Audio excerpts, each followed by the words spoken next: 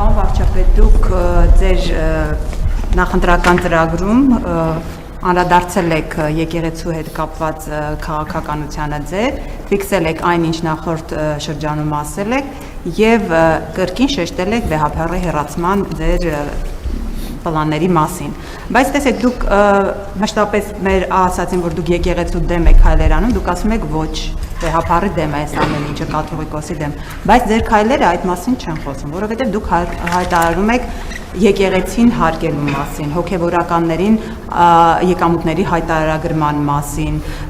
դուք նաև քրեակատարողական հիմնարկների եւ բանակում զինվորական հոգևոր ծառայության փոփոխության մասին եք, ձեր պատկերացման փոփոխության մասին եք խոսում։ Սա ընդհանուր թվում է թե կամ այդպես է ստացվում եկեղեցու ընդհանուր վերափոխման ծրագիր է։ Ինչպիսի եկեղեցի եք դուք ուզում ստանալ։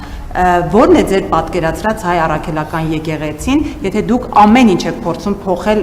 այսօրվա հայ առաքելական եկեղեցում։ Սա առաջին հարց եւ երկրորդը, պարոն Փաշինյան, դուք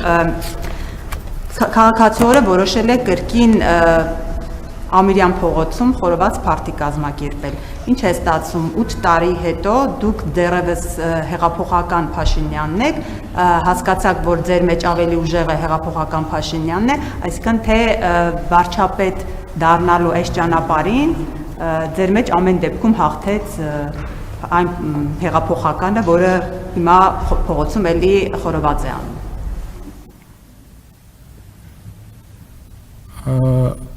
Ես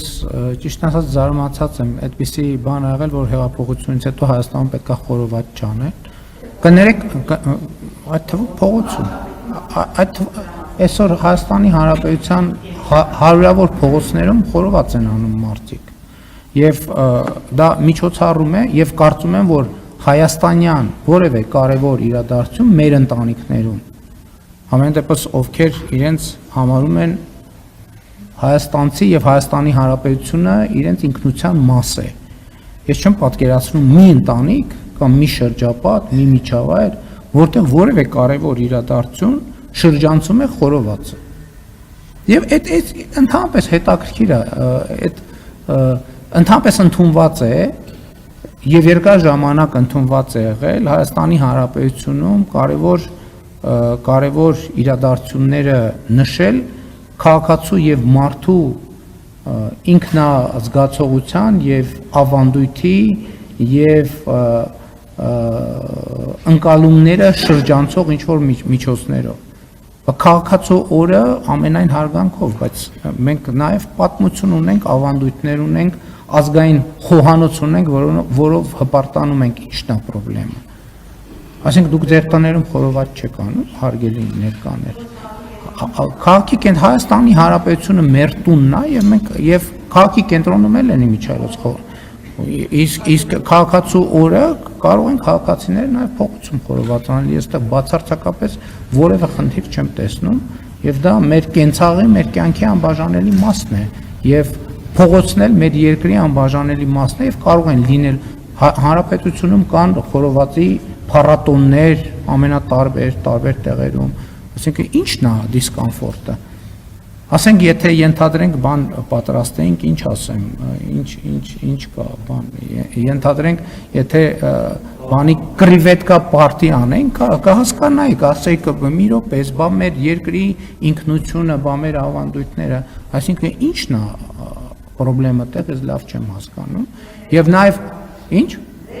Ես ներկա եմ ամեն տեղ Հայաստանի Հանրապետությունում, ձեզ վաղուց ժամանակն է, որ դուք իմ ներկայությանը սովորած լինեիք։ Հայաստան, ես ներկա եմ ամեն տեղ, ես գինու միջոցառմանն եմ գնացել, ես տարբեր փառատոնների եմ մասնակցում, համերգների եմ մասնակցում, փակ եւ բաց դահլիճներում, այսինքն նորություն է ձեզ համար։ Ես օրինակ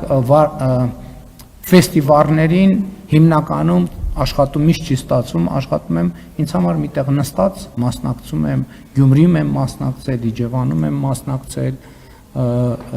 եւ այդպես շարունակ, այսինքն գիտեք ինչ ես էլի եմ ասում, եթե ձեր ընկալումը, այստեղ խնդիրը պետության ղեկավարի մասին ընկալումների մեջ է։ Ինձ համար ղեկավարը այն մարդն է, ով մարդկանց հետ է, մարդկանց մեջ է, մարդկանց կողքին է։ Եվ ես հեղափոխական, այո, ես հեղափոխական եմ եւ ես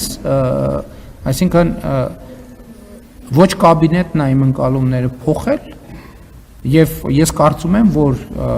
իմ պաշտոնավարման ընթացքում այո Հայաստանի Հանրապետությունը հեղափոխական փոփոխություններ է ապրել եւ